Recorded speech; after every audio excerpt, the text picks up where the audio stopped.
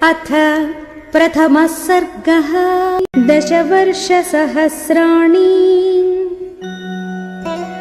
दशवर्षशतानि च रामो राज्यमुपासित्वा ब्रह्मलोकं प्रयास्यति। इदं पवित्रं पापघ्नं पुण्यं वेदैश्च सम्मितं यः पठेद् रामचरितम्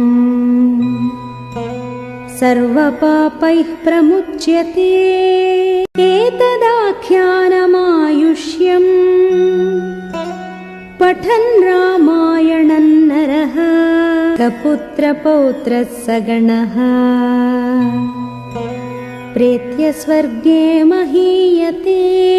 पठन् द्विजो वा वृषभत्वमीयात् स्यात् क्षत्रियो भूमिपतित्वमीयात् वणिज्जनः पण्यफलत्वमीयात् जनश्च शूद्रोऽपि महत्वमीयात्।